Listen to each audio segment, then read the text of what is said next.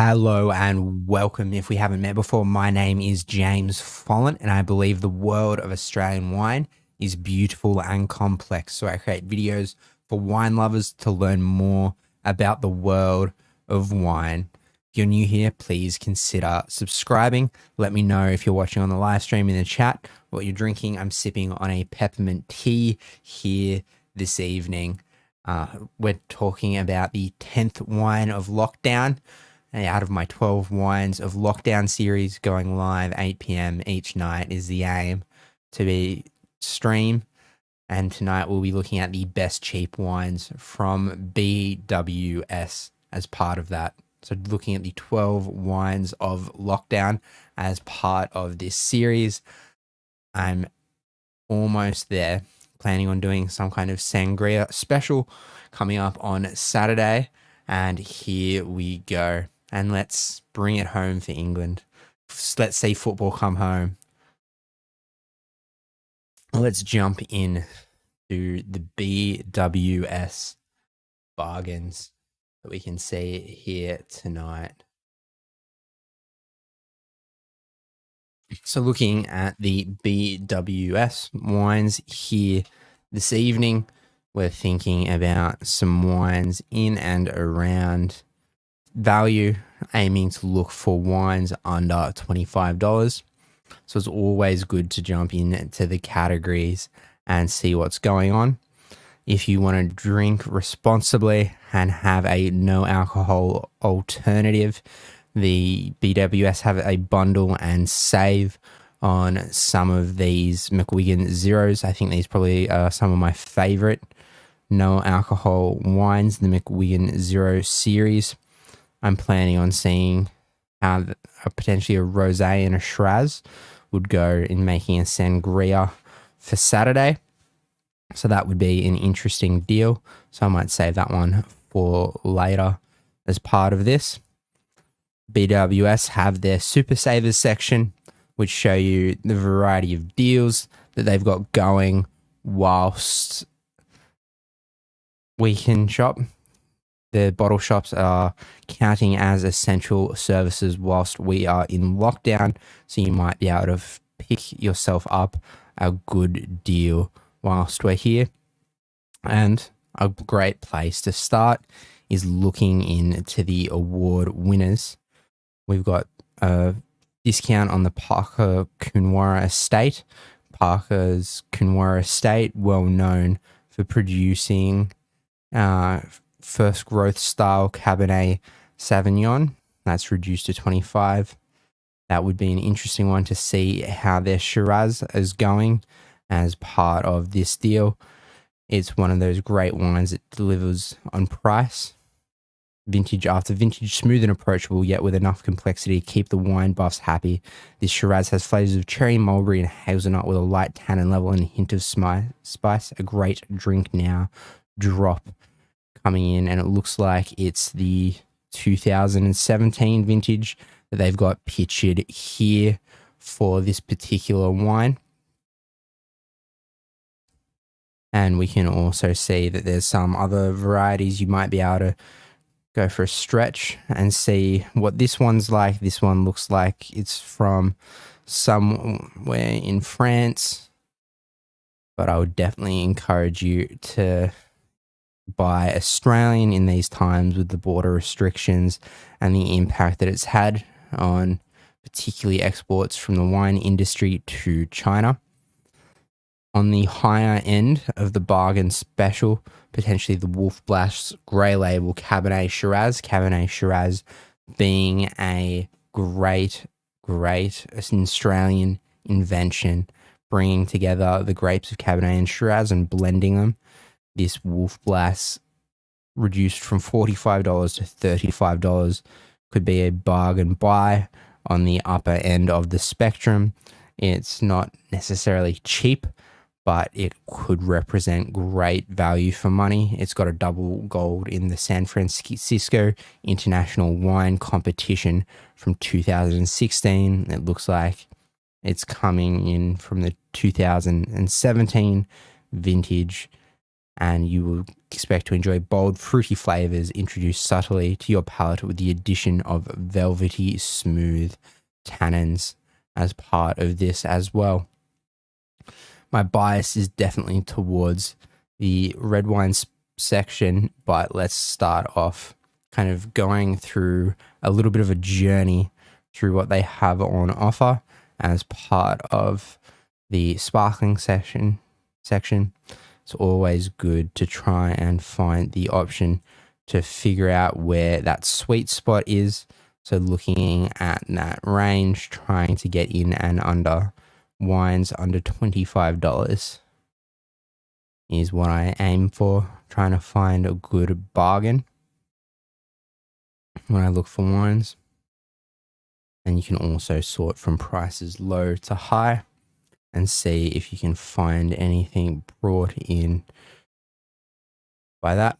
So they have some sparklings definitely coming in at $5 in those smaller packs. Be cautious of those. I'd say this one would be an interesting deal. Is 4-pack if you're into Prosecco style wines. De Bortoli have cellar doors in and around Yarra Valley and the Hunter.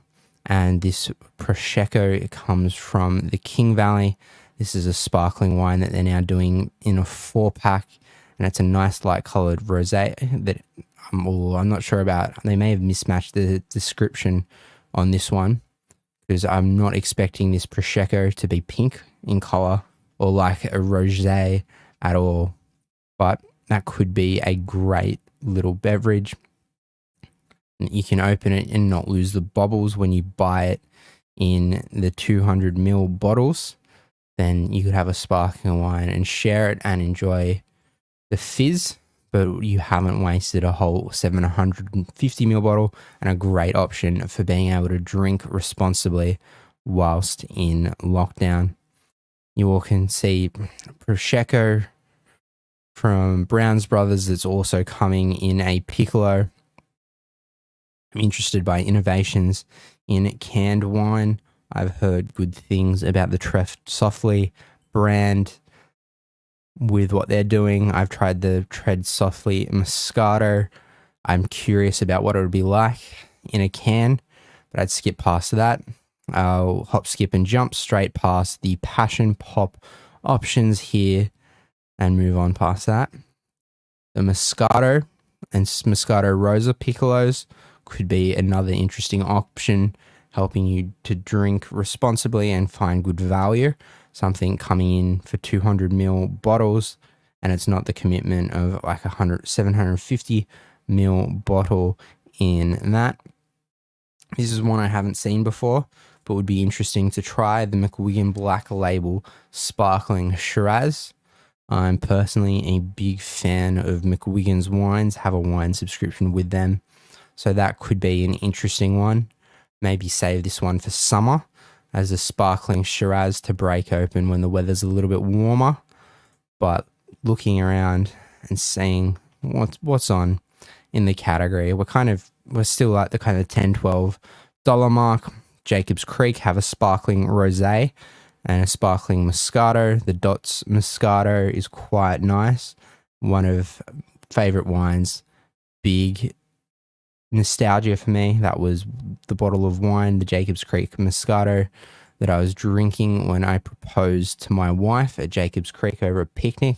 So there's a special place in our hearts for that particular bottle. Light, fruity, sweet, fizzy. It's an exciting bottle of wine. Wolfblass look like they've done a sparkling here. Wolfblass is a brand that's well known. This one looks like an interesting one here.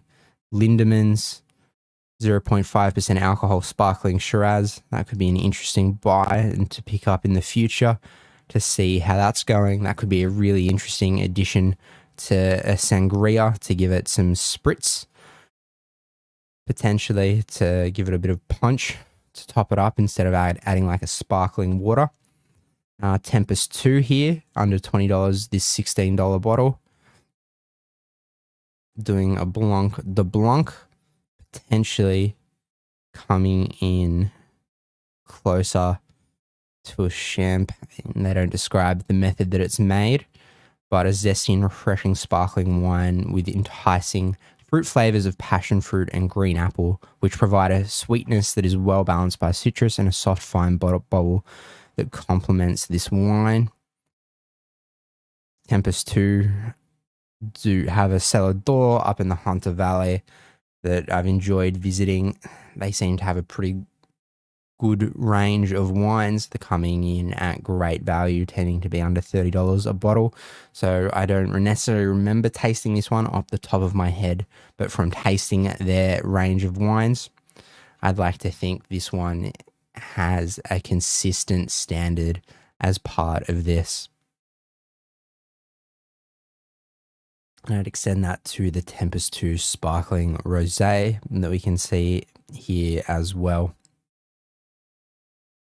Jacobs Creek are also producing a reserve Chardonnay Pinot Noir under $20. Tread Softly has a Prosecco. I'm wondering, depending on the description here, creamy and bready characteristics. Sounds like this description here is what could be like potentially a bargain Pinot Noir or bargain Chardonnay. So Chardonnay and Pinot Noir are some of the grapes that go into Champagne wine made in the Champagne region, and it depends on the blend that's made as part of that to put that wine together and how long it's aged. I suspect this is probably not made in the traditional method, coming in at $17 because of the value. And I think that'd be a great way to round out the video showing the dream wine. That's a great idea. I think I'll come back to that. That'd be what might I open as a dream wine if England win the Euro? What would I open to celebrate football coming home if England win the Euro this year? So watch until the end of the video and I'll see if I can find one from BWS that would be my dream wine to celebrate with. So dancing back to that champagne section, we're kind of getting up towards that $20 price point here this evening. The Wolfblatt have a reserve Prosecco, which I haven't come across before. That would be an interesting one to try. Brown Brothers have a sparkling Moscato, and they've got a 2 for $32 deal on there. If you are a Prosecco lover, and we're getting up Squealing Pig Sparkling Rosé. Squealing Pig seems to be an up and coming brand. I've seen a lot of their advertising recently, but not necessarily sure where they're sitting. And I think Taylor's and Brown Brothers, as I dance across them, are wines that come in around the first families of Australian wine. This Taylor's Estate Pinot Noir Chardonnay Brut Cuvée would be something I imagine that would compete with a champagne, thinking delicate and creamy, that those bubbles that would be associated with a premium sparkling wine and providing a fresh, lively and citrus driven as part of this multi-regional blend as part of what's going on there. And now if we move into the category of white wine, let's see what's happening there and what good value we can see. England have not yet lost to Italy. England beat Denmark 2-1, and I think Italy beat Spain out on penalties. If you want spoilers and to stay up to date with what's happening in the Euro, so I believe 5 a.m. England is playing Italy for the Euro for the final. So Taylor's is one of the first families of Australian wine, and if we jump into the white wines,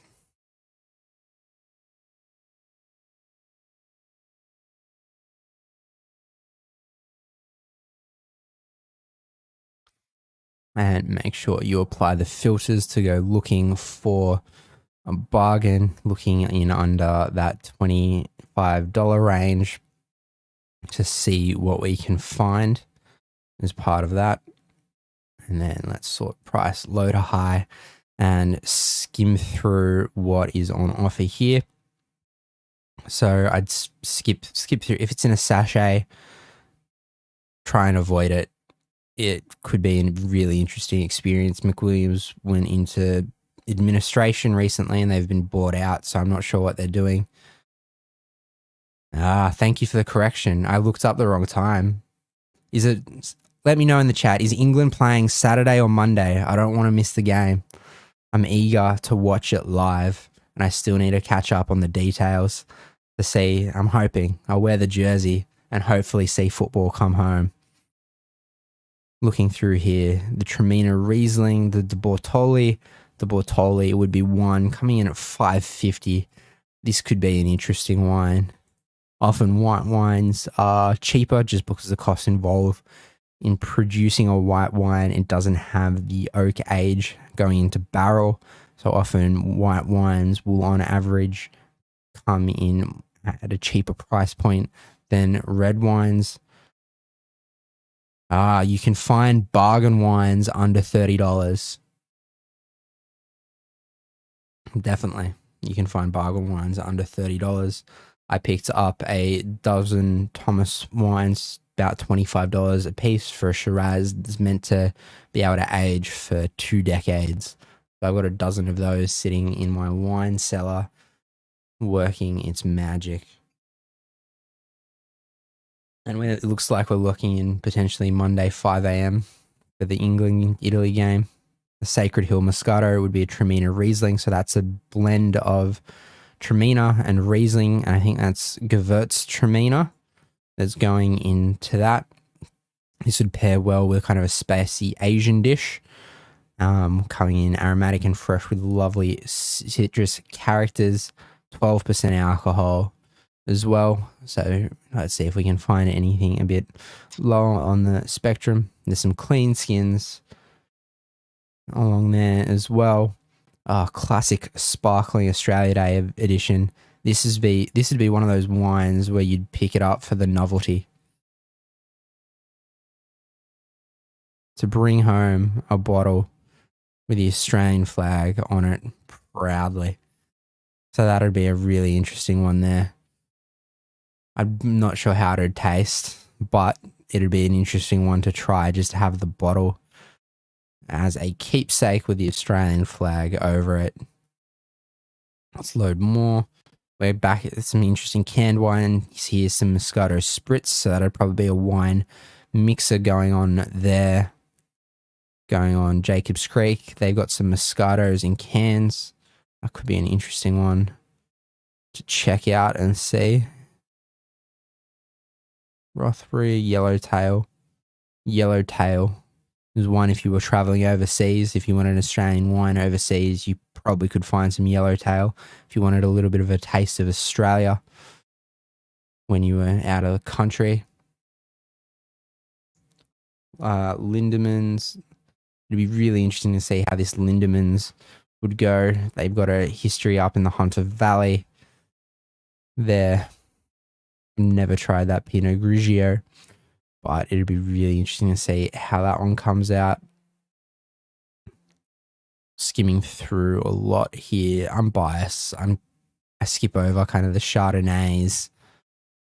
Not really a huge fan of them, but Yalumba Riesling. This could be a wine that packs value and punches above its weight. The delicious Riesling is incredibly light and vibrant with a citrus-driven flavour that will refresh with every sip. Perfect for long summer days. This one is incredibly drinkable and easy on the palate. I imagine this would be a great wine to come together and enjoy with like a spicy Asian dish, a spicy Thai dish in spring or summer when the weather's a bit hotter. Let's see what's going on there with that one. And I just came across an interesting one here, a Brown Brothers Crouchin Riesling. What's going on there as part of that Crouchin Riesling? I'm wondering if this is the style. Haven't heard of Crouching before, so this one's got me intrigued. Continues to delight lovers of sweet wines with delicious sweet fruit flavors and soft finish. This is a drop that is made for true enjoyment. Enjoy on its own with a cheese platter or dessert. It's lighter on the alcohol content, which indicates it probably is that a little bit more sugary. I'm wondering if this Riesling coming through is a bit more German in style. I'd be curious about this to see how it tastes. $15 a bottle. Could be some hidden value here in that particular wine.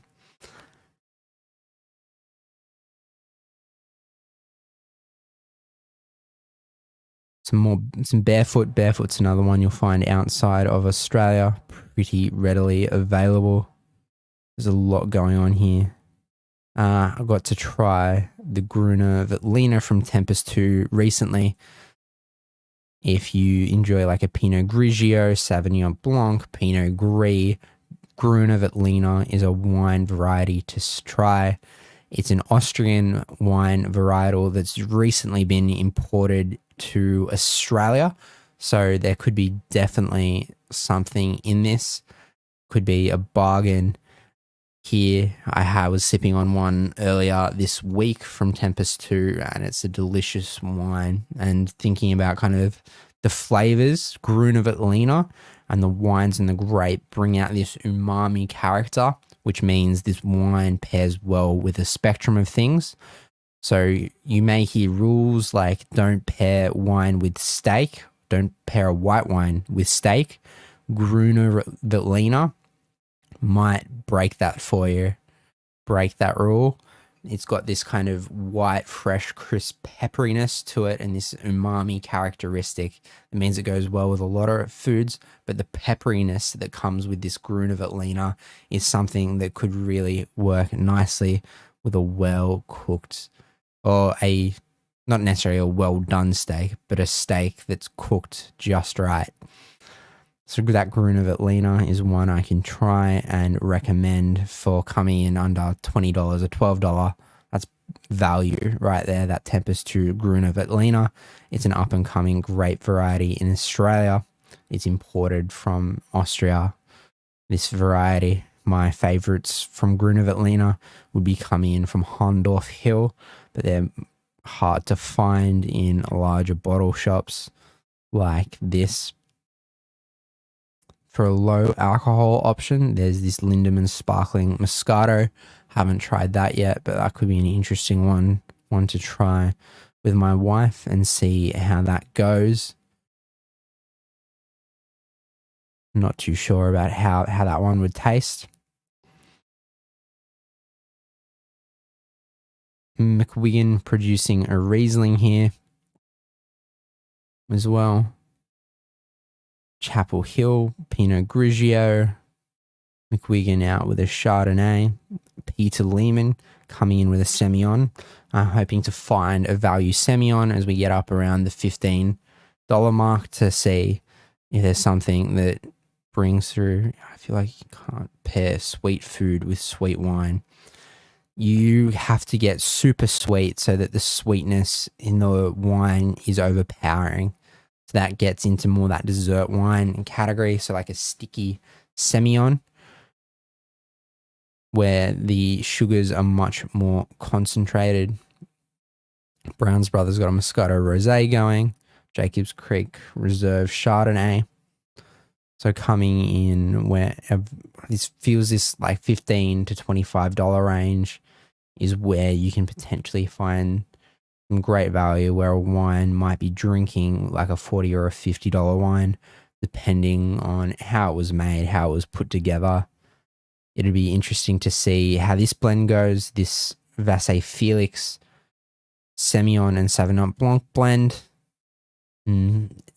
Hunter Valley is better known for it, so it'd be interesting to see where these grapes were being grown by Vasse Felix. I associate them as a Western Australian winery, with their Cabernet Sauvignons coming out particularly as part of that. You can also see Cowbombi. That's just an interesting name to sound. Cowbombi, Semillon Blanc. Bit of a interesting one. Ooh, an Albarino is not a wine you'd see ordinarily. That'd be an alternative white wine variety here. And this one's called the Infamous Dodger. I'm not sure how it'd be to taste, but that one would be an interesting one to try. And it looks like Infamous Dodger also have a Vermentino, another alternative white wine, which would be interesting. I'm wondering if they specialize in Italian grape varieties as part of this. The elephant in the room, phenomenal Fiano, would be an interesting one. A Fiano, I believe, is an Italian grape variety. I've enjoyed the elephant in the room Pinot Noir. It left a good impression on me, and coming in under $20 at an $18 might be unavailable. So let's not recommend it if it's unavailable. But Fiano, another alternative white wine variety to try and explore if you are interested.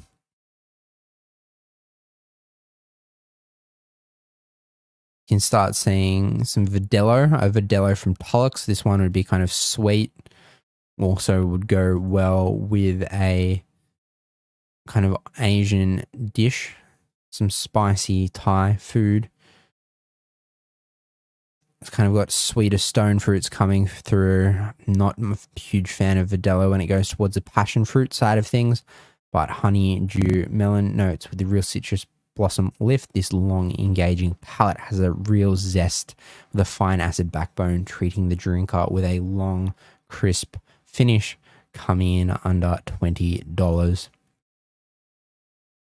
So looking through here, I've been a bit disappointed that I haven't scrolled past more Semillon, King of the Clare. So Clare Valley Riesling is notable. You can find one of those. Sidewood are doing some good things there. Adelaide Hills being a cool climate wine region. So the Adelaide Hills Sauvignon Blanc here reduced from $27 to $20. Looks like it would be a great find as part of this. And here we are, Brokenwood, a cult classic up in the Hunter Valley for the wines they're producing across the board. So the Cricket Pitch Sauvignon Blanc Semillon, a blend of Semillon and Sauvignon Blanc, to see how that would go. And the Semillon is particularly well known in the Hunter Valley region, and it's thought the Hunter Valley region makes the best Semillon in the world. I can't agree with that yet because I haven't tried Semillon from anywhere else in the world. So a little bit spoiled there, having this Semillon from the Hunter Valley so close and so accessible. This Tempest 2 Fleur Fiano is an interesting style bottle. Fiano being that alternative grape variety that we were talking about earlier. Ciao Bella Pinot Grigio. Just a fun one to say and pronounce. An innocent by starter Pink Moscato is definitely on that sweeter end. Debatable the value that's going in it. This McWigan Engineer Pinot Grigio Riesling would be an interesting blend. I haven't seen it come in quite like that before. Putting Pinot Grigio and Riesling together. Green pear, white peach flavors with tart lemon and lime from the Riesling to provide a light body, refreshing wine. One definitely more for the summer. Looks like it could go well with seafood, reading that description. We're coming across some more Fiano, some case wine in casks, and then some Riesling as well. We also have, what else is out there? So answering that question around sweet food with sweet wine, this Had Amongst the Pigeons Botrytis Semillon would be one that you see it's coming in the 375ml bottle. The botrytis is something that happens to the grape that makes them sweeter. So layers of flavor with a touch of honey and citrus fill the palate, wrapped in enticing aromas of peaches and flowers, elegant and balanced for any occasion. I'm imagining there'd be a lot of sweetness and potentially some syrupiness on there. So if you were to pour a splash of that on some vanilla ice cream, it would be an interesting pairing and taste sensation that the sweetness would come out. What is my opinion on boxed wine? Boxed wine is very difficult to enjoy or consume responsibly. I'd recommend your value for money is better spent elsewhere. We're looking at $22 for something here compared to getting 4 liters. You get more quantity. Maybe I think you're sacrificing quality when you're buying it like that. You can also see we're getting up towards that $25 mark. I'm a little bit disappointed that I can't really find kind of some clear Semillons here. I was hoping for maybe a Tyrrell's Semillon coming in at under $25, but it doesn't look like the case. So let's go hunting specifically for that variety. Looking for those Semillon wines. I can see 2 Semillons there. And we can see the Peter Lehman Semillon and the Mount Pleasant. So the Mount Pleasant's just above that $28 mark. But Mount Pleasant have a good reputation as a winery. They also produce a premium Hunter Shiraz that is on my bucket list to try. But going for this Peter Lehman Semillon would be one that would be an interesting and good value taste of, it's not the Hunter Valley. I was going to say the Hunter Valley, but obviously it's not. I want to know, does Tyrrell's. So yeah, Tyrrell's wines are definitely there. Can I find a Tyrrell's Semillon? That's what I'm hoping for. No, that's taking me to the tawny section.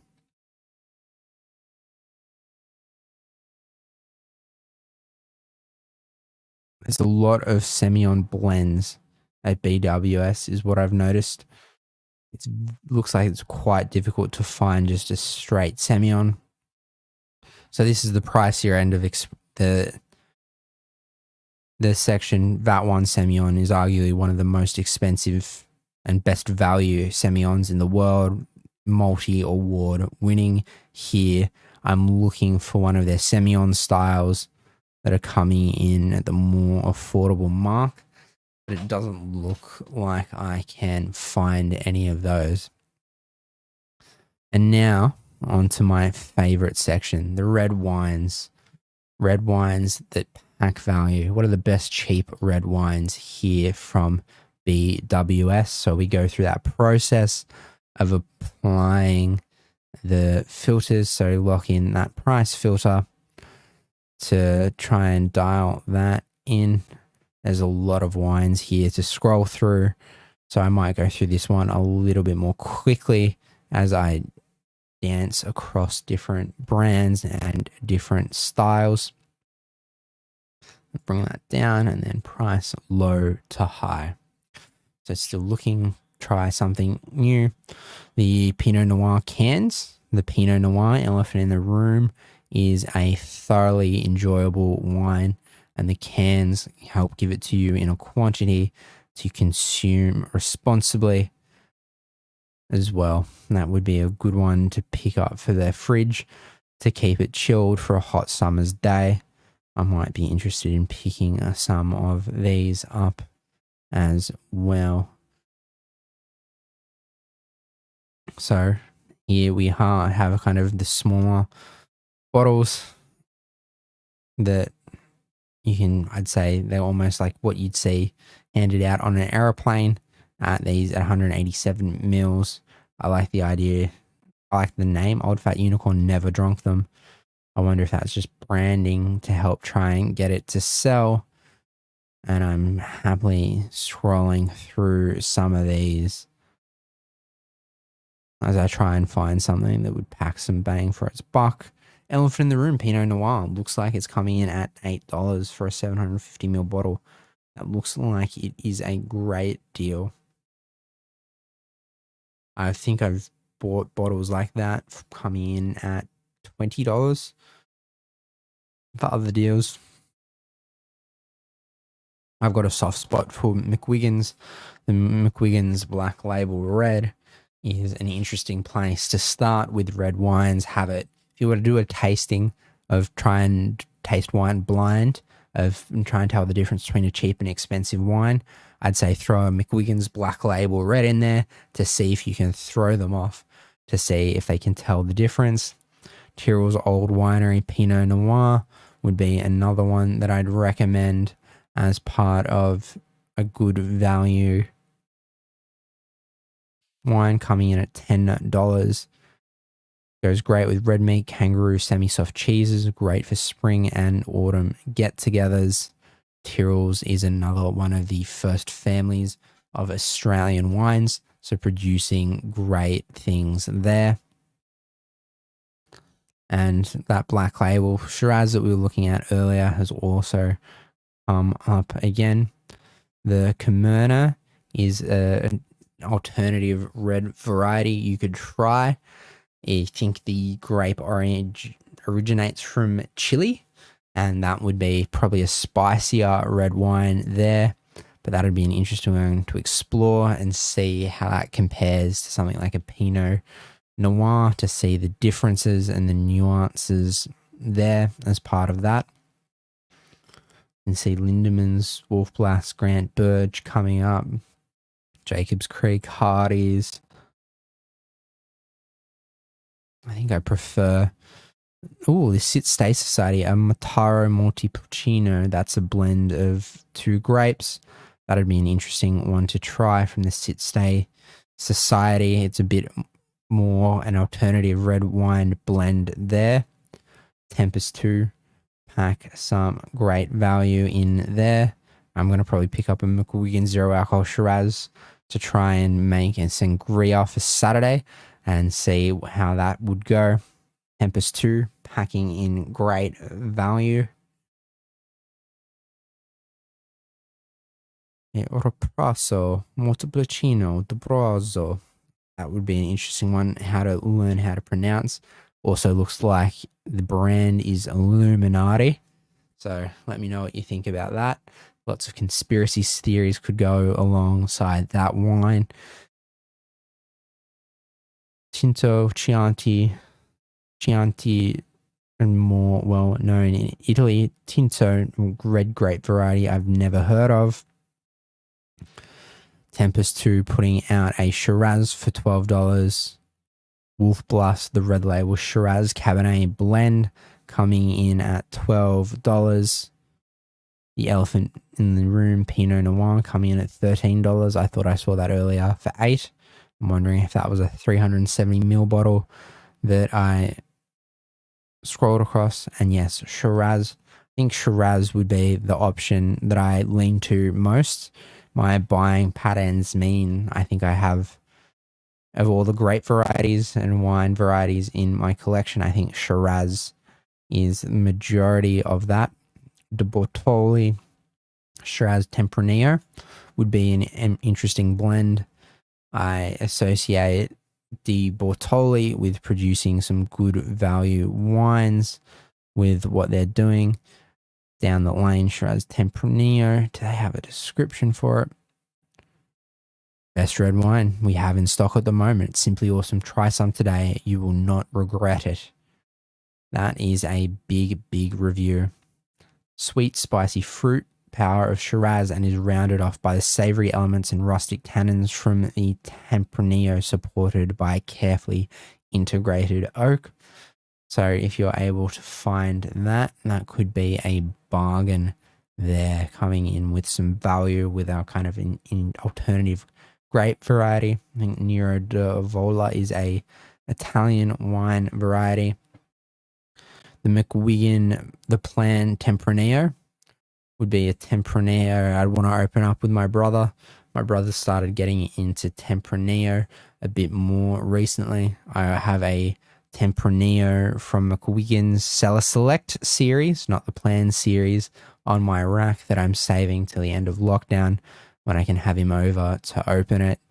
And this Tempranillo is intriguing, mouth-watering, and a robust example of the varietal with plenty of generous flavour to spare.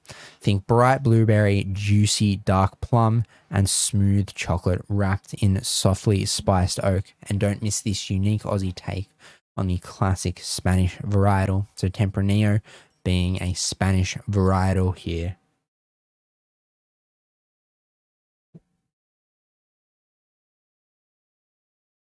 Let's load more. We covered 200 out of 623 wines. I enjoy the story behind the 19 Crimes wines. So you could be sent to Australia as a convict for 19 crimes, and they have the series and stories of a variety of people to go with the bottles for convicts that came to Australia, which is a really interesting exercise in storytelling. And their wines go reasonable. I think there might potentially better value out there for 19 Crimes, but it's definitely like the storytelling that goes behind the bottles and the labels there as well. I find it weird to see wine in litre bottles. I tend to veer away from those. Gamekeeper's Shiraz from St. Hallett was on great value wine. This one, I'm super biased. The sommelier picked it for the wedding reception. So this is one of the red wines that would have been being served when my wife and I were married. The St. Hallett Gamekeeper Shiraz. Barossa Valley is home to some of Australia's best wineries, and St. Hallett is one of the best. Their Gamekeeper Shiraz offers wine lovers with great value for money, and it goes perfectly with just about any style of food. A great one to keep around for the impromptu meal with friends. This is one I probably should pick up a few more of and keep an eye on. Taylor's, one of the first families of Australian wines. Promised Land Merlot. That'd be an interesting one to check out. I can't say I've tasted that one. I think Jacob's Creek Reserve is a range of wines doing some good things. I'm probably more selective. I probably try and lean towards the Jacob's Creek Signature collection compared to the Reserve collection. I try and buy the Jacobs Creek Signature Barossa Valley because I seem to enjoy the Barossa Valley Shiraz more. But Jacobs Creek sell a lot of wine, so they're doing something right if people keep buying it and people keep drinking it. They also have Cabernet Sauvignon in that Reserve collection. We also are going past some of Brown Brothers Sienna is a sweeter wine. So if you prefer sweeter wines, I think Sienna would be a great one to check out. The alcohol percentage is coming in at 7.5%. And here's a lower alcohol red wine that is easy to enjoy with soft flavors full of sweet fruity goodness and a slight spritz to bring it to life. Brown Brothers Sienna is best served chilled and is perfect for summer's evening meal with friends. And this wine is one I would purchase and buy to share with my wife, try and persuade my wife to enjoy a red wine and show her how good red wines are. So we can see there's also some rosé in the mix now as well. As we scroll through these, we're seeing some more Camerna, some organic Shiraz. I'd say be careful of organic wines. The way organic wines are produced, sometimes they're more at risk of wine faults that come about through potentially the natural fermentation process, as well as depending on how clean the vessels were that the wine was fermented in. but organic wines seem to have a higher risk of having different wine faults that impact it. So ideally, you have to be more careful.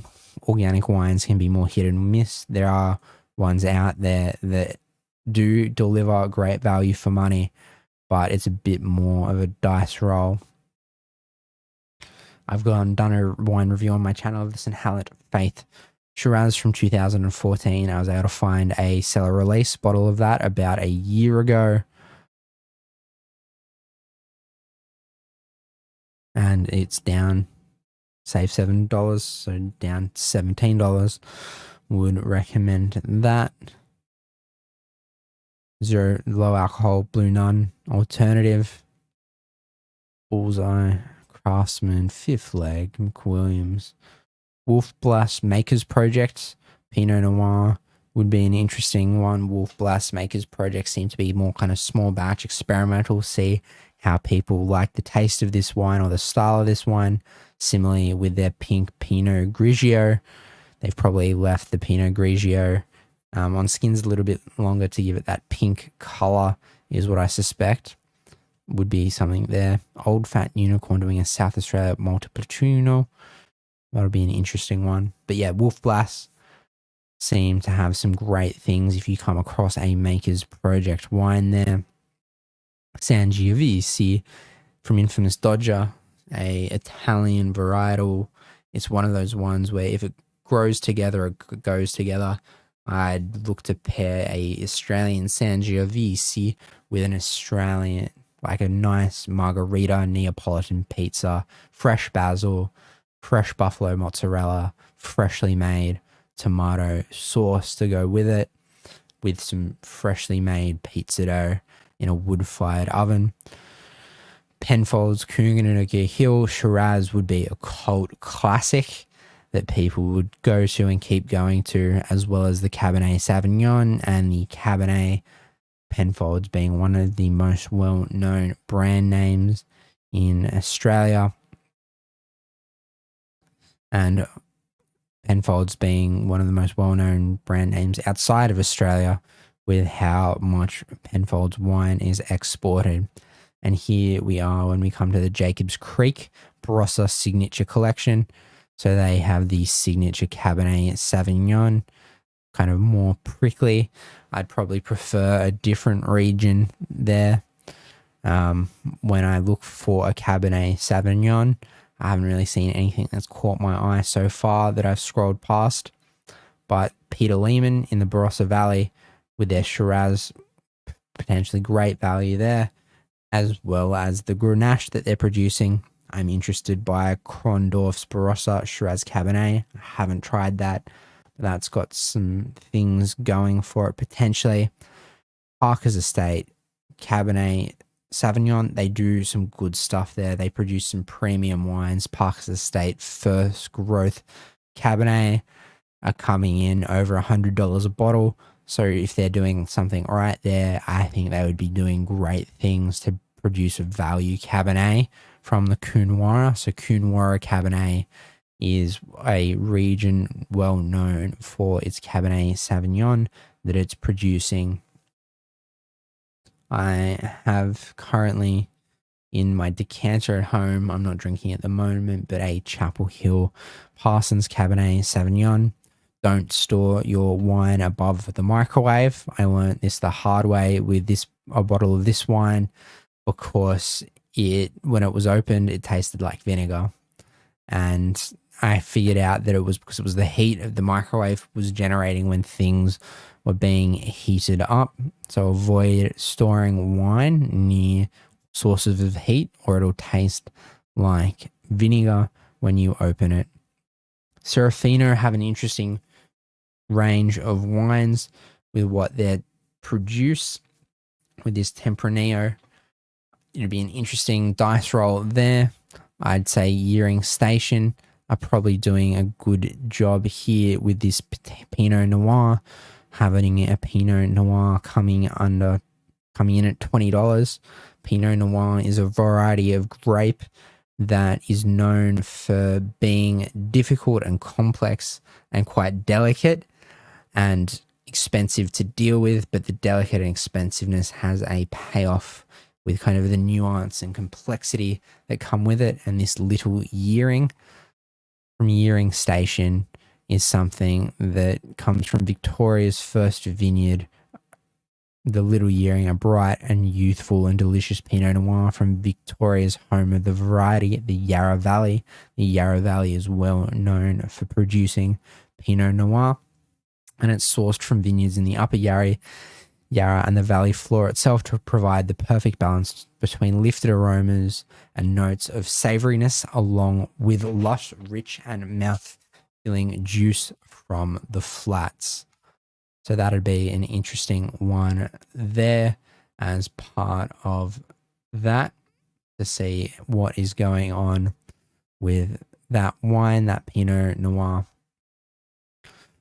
So going back to the list, seeing where we were up to,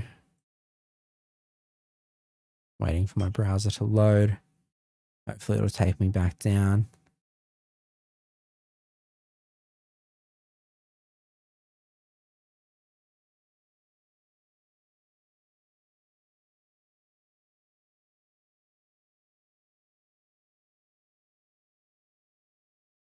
Waiting for my browser to load.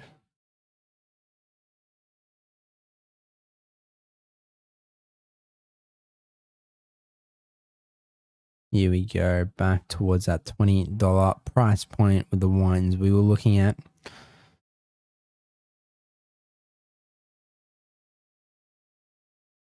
Let's go Chapel Hill, Serafino.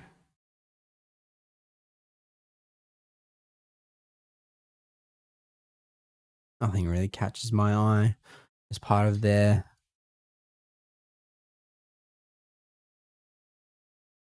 off the grid red field blend. Field blends are interesting.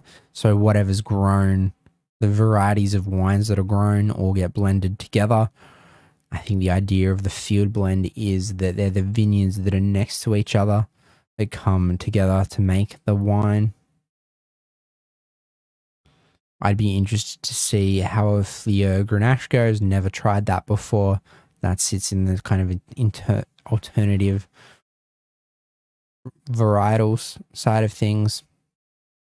I think Grant Burge here is doing an interesting thing with the Coonawarra in Cabernet Sauvignon.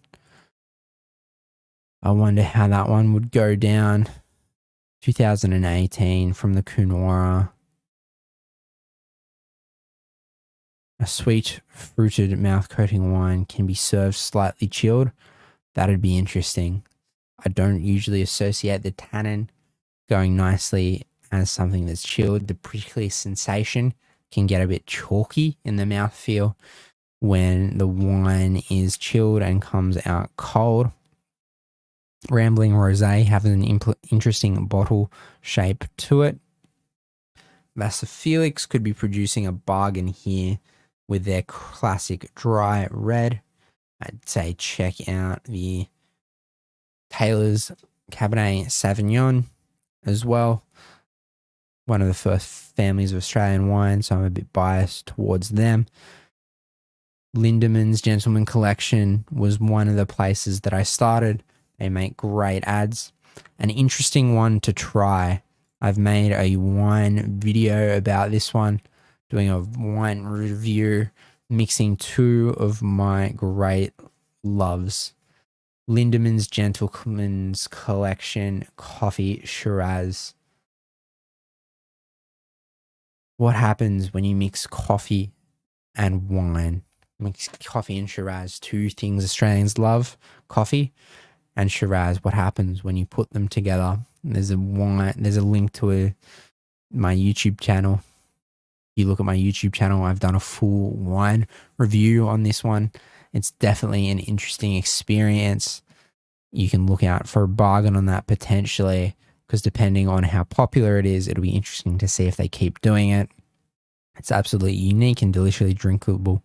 Velvety, smooth on the palate, traditional flavors of red fruit and blueberry intermingle with an unexpected dash of cold brew, blending fresh coffee aromas and a creamy mocha influenced finish. don't miss your chance to try it, because they might not keep making it. Wins is a brand that do a good job. I think the Wins Black Label comes in a bit more expensive than this, towards a $40 mark, but they produce wines with cellarability.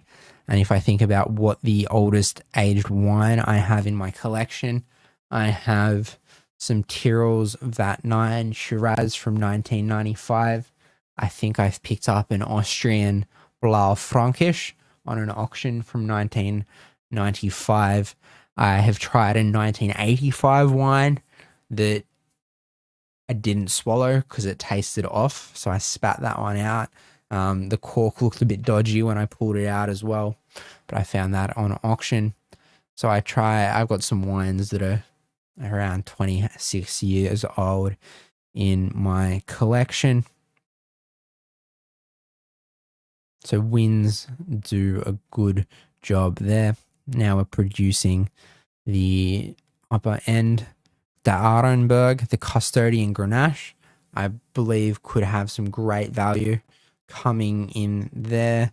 The Arenberg is one that produces, I think he's also part of the first families of Australian wine. They also produce some more premium red wines than this. So that's kind of the low end that's available here at BWS. The little giant bottles are interesting shapes. Here we go, some more Wolf Blass Makers Project Shiraz, Makers Project wines. Some great buys there. Squealing Pig, I see they're advertising out and about frequently. I'm not sure about the Riddick. I've seen some things, but I'm not 100% locked in. Pepperjack is a consistent one that's out there. This Langmale Hanging Snakes was probably potentially one of the best buys here. From what I can see, I had a bottle of that. Langmale is one of the wineries I have a subscription to. So I think I had a 2017 Hanging Snakes Shiraz. And the story behind that wine off the top of my head was that Hanging Snakes was the kind of curse word that the German immigrants would use as a polite way of cursing instead of using swear words. That the Hanging Snakes from Langmale, when it comes to this wine, is incredibly full-bodied with plenty of intense aromas and deep flavor you'll relish. Expect a potent blend of blackberries and jammy fruit flavor with silky smooth tannins for an easy drinking finish. Langmale produce great value wines consistently, and if you can buy two for $40, go for it. And you can save $10 there. I'm a big fan of Langmale. Langmale also arguably have the oldest Shiraz vines in the world, planted in 1843, planted during a time when kind of phylloxera was starting, a disease that would attack the roots of vines and wiped out a whole bunch of vines across Europe, which means the plantings that were planted in Langmale in the Barossa Valley for this for the Shiraz, the Freedom 1843 Shiraz, is thought to be the oldest plantings of Shiraz vines in the world. Seppelt have a good reputation as well, so it'll be interesting to try their sparkling Shiraz at some point in time. Artemis produce a Pinot Noir in the Southern Highlands, so they're kind of down barrel way if you were to visit there. The Pepperjack Shiraz is a classic. Pepperjack wines have cellaring potential coming in, would benefit from a year or two of cellaring. This is a classic South Australian Shiraz. Pepperjack Barossa Shiraz is rich, smooth, and supple with dark fruit flavors. It's a firm favorite with many an Aussie Shiraz lover, and it's easy to see why. A great drop to enjoy if you're eating out or staying in for a casual meal. That one would also go all right as well. And I'll go back. Hopefully closing some of these tabs might speed things up for me. Looking at some of the other wines here. And I think I closed my main tab there. So let's go back towards those wines. We were up to that range of price in around that $20 to $30 range was where we were coming at. We were kind of around that $25 mark. Above the 27, you get the Jacobs Creek Double Barrel. They do a pretty good job there, I would say, as well. Squealing Pig, Brent Burge, 5th generation.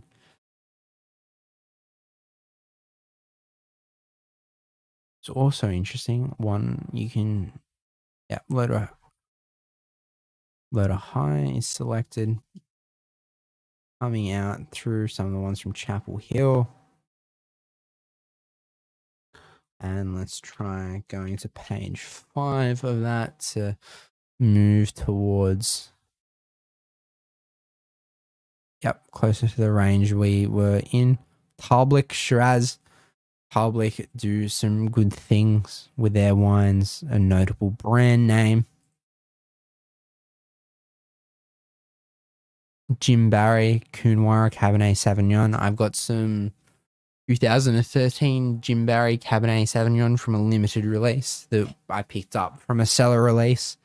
Got 5 bottles of those left, I think, off the top of my head. Looking forward to see how those wines age across the course of a decade.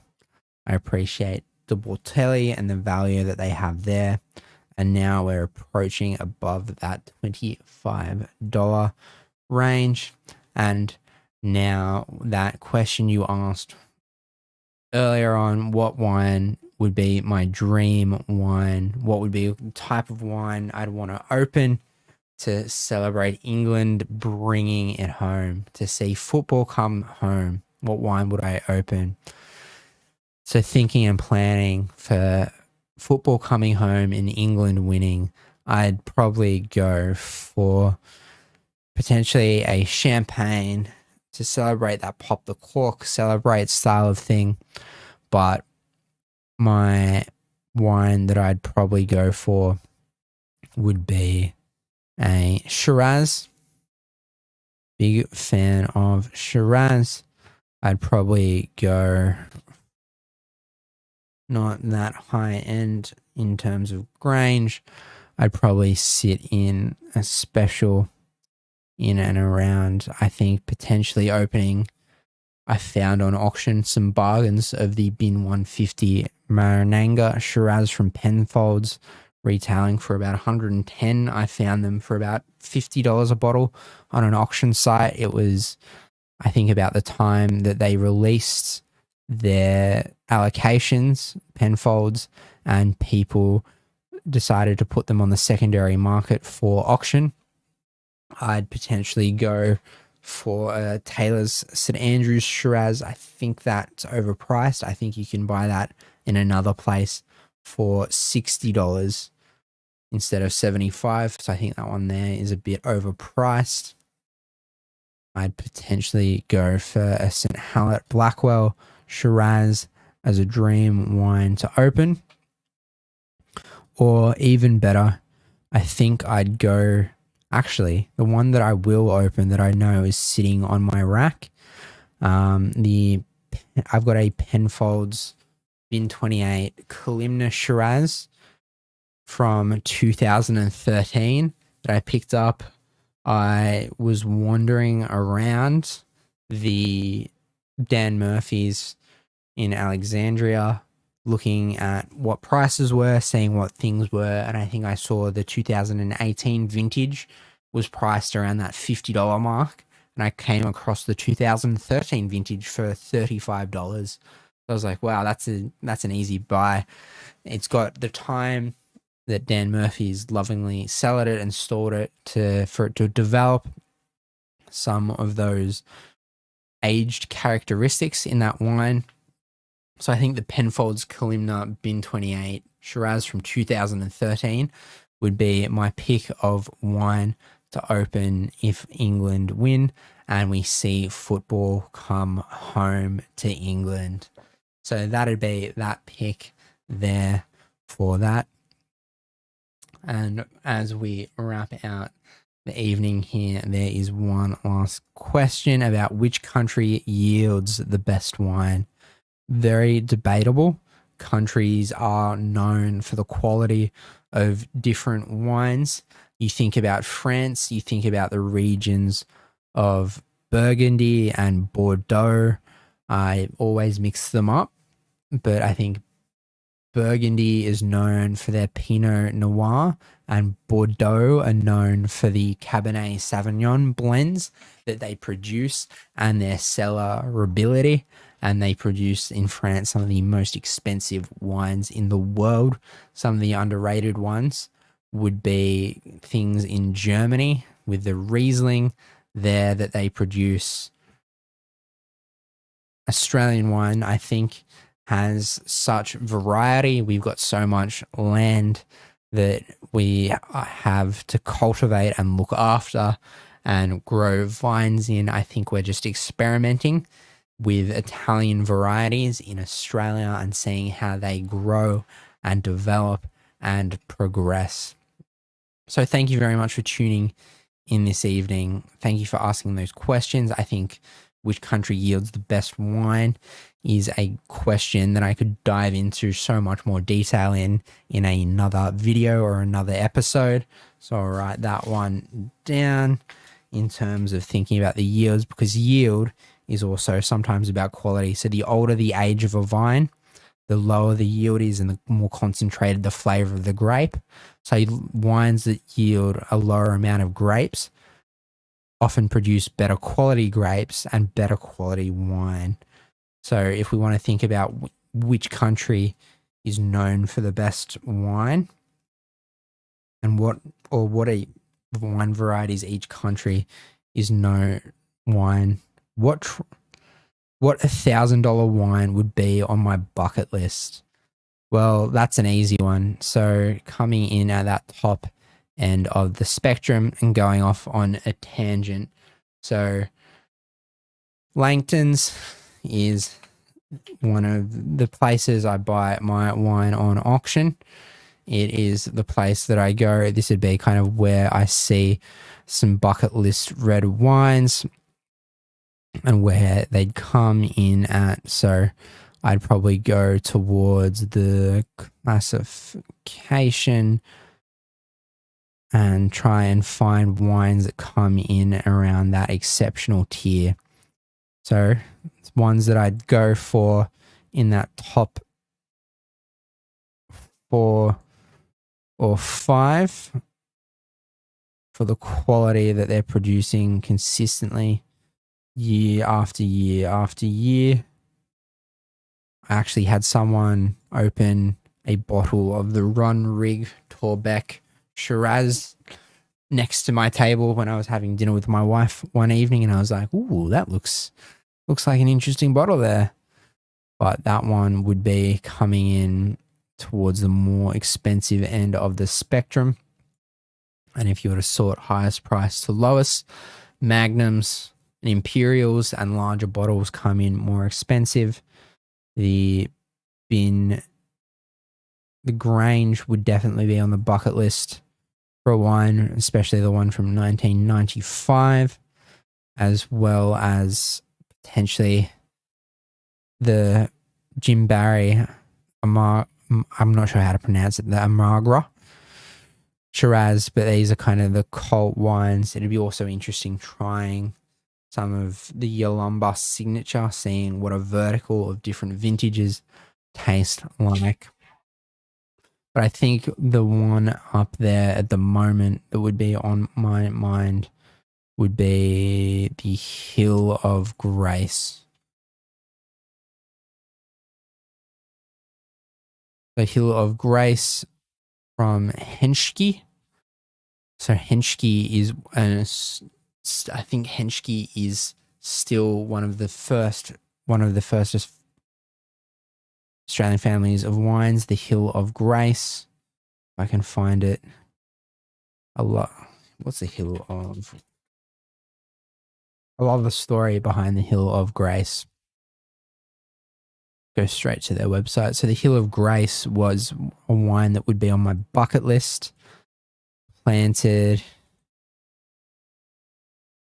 opposite the first vines of the Hill of Grace vineyard were planted by Nicholas Tansinski, and the villagers built a beautiful church that same year, naming it the Nandenberg Lutheran Church in a tribute to their region's homeland. So the Hill of Grace vineyards were planted by the first church set up in that region. So I love that story. And the Hill of Grace has been producing some high quality wines known throughout Australia. Hill of Roses would be a close second to that. The Hill of Grace took the best genetic material and planted it in another vineyard. So they were selected by the color and flavor to produce the Hill of Roses wines as part of that. So the Hill of Grace would be a wine that is on the bucket list. I'm pretty sure that's coming in over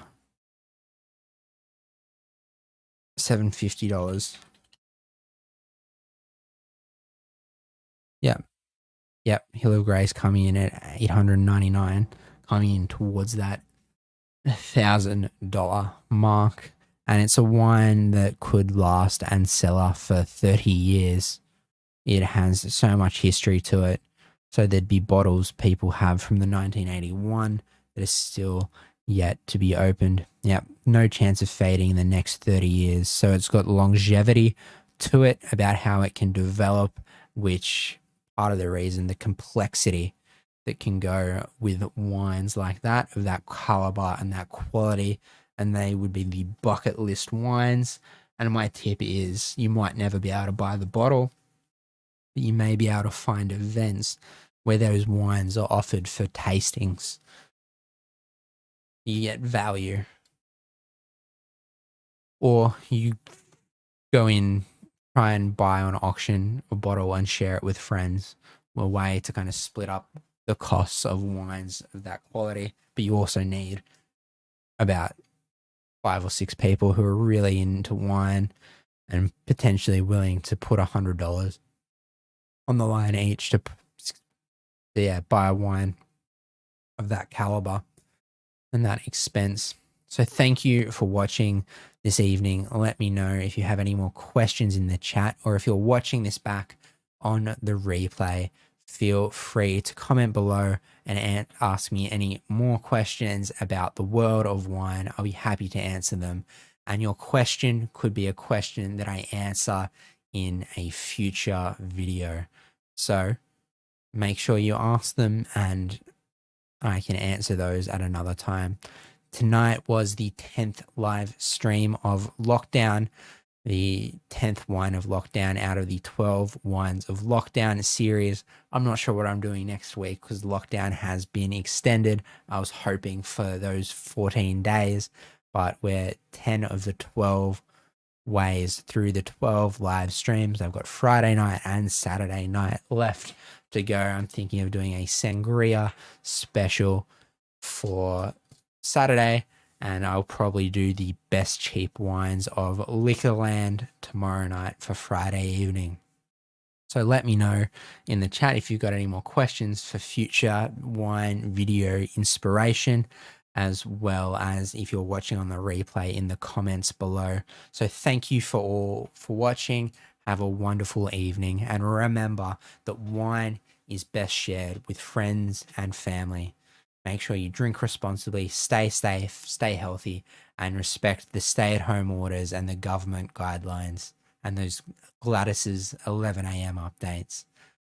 And see you in the next video or on the next live stream. Bye, everyone.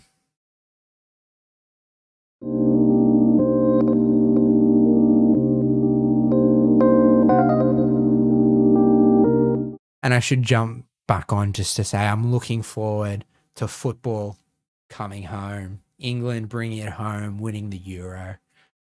I'm pumped for that coming up on Monday. Looking pumped to celebrate. I might do a special celebratory live stream Monday evening, number 13, to celebrate England bringing it home. It's coming home. Might do a live wine review of the Penfolds 2013 in 28 Kalimna Shiraz for that. That could be an idea. Let me know if that sounds good in the chat as a good idea.